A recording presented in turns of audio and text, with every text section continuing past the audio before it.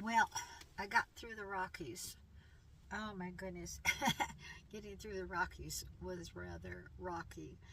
Uh, well, okay, so let's start out. So, first of all, got into Colorado. I told you the sign, colorful Colorado.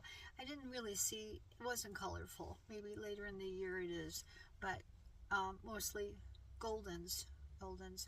Uh, so, uh, it was really close to when I was a, excuse me. So I told you there were a lot of hills, like just undulating.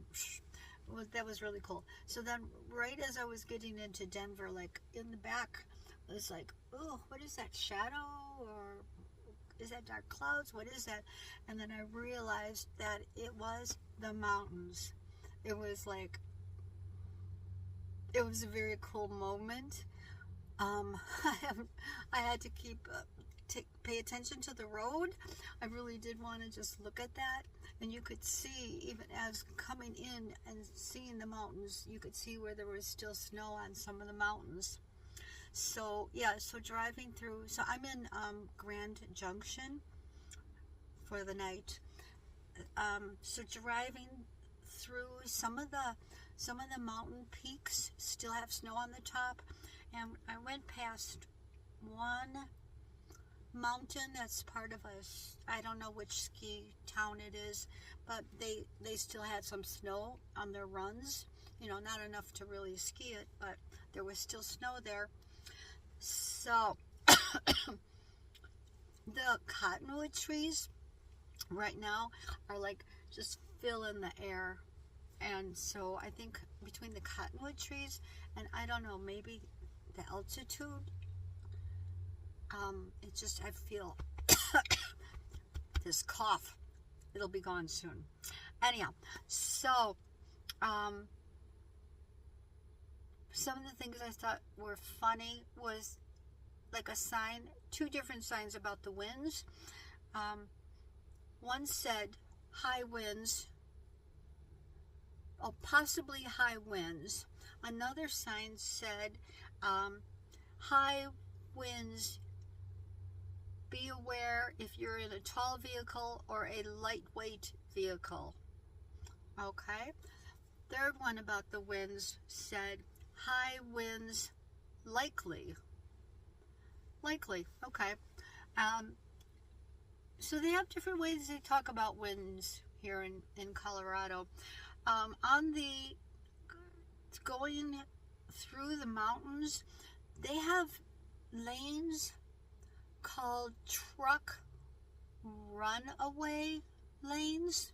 So if a truck is coming down the mountain and now his brakes are not working, then he's just go into that lane, and then he goes for a while, and then suddenly you'll see it says truck runoff something or other, runaway something or other, and then off of the highway there's this like road that seemingly goes up like this, and so if the truck can't stop, then he's to go over here and then go up this hill. I don't know. And so the truck runaway lane was the one that's the furthest to the outside, which is typically the lane for slow drivers like me.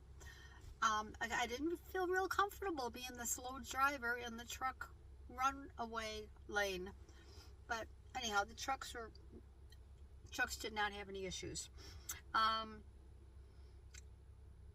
Lots of road constructions, lots of curves. There was an accident. It was a one-car accident, but that did not set well with me because it's like, oh my goodness. Anyhow, it was beautiful, but exhausting.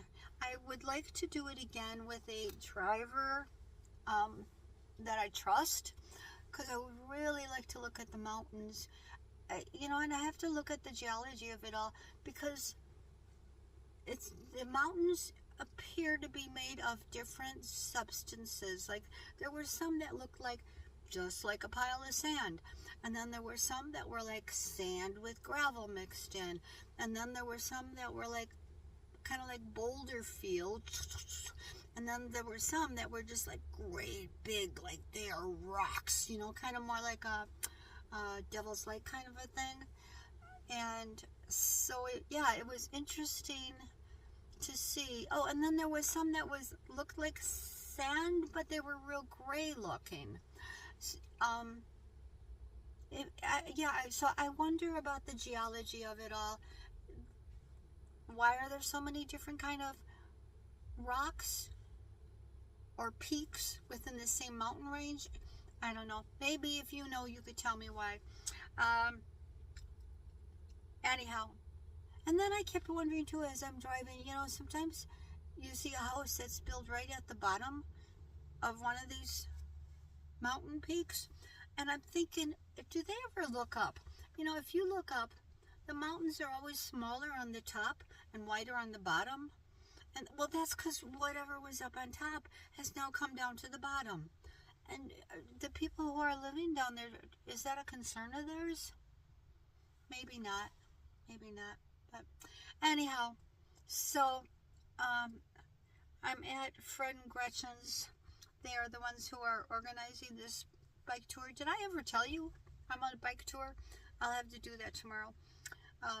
So anyhow, they made dinner, and we're going to head out tomorrow for Utah. So I'm exhausted. It's only, and there's a change of time, of course. So it's like if it's 7:30 here, it's 8:30 back home. I'm exhausted.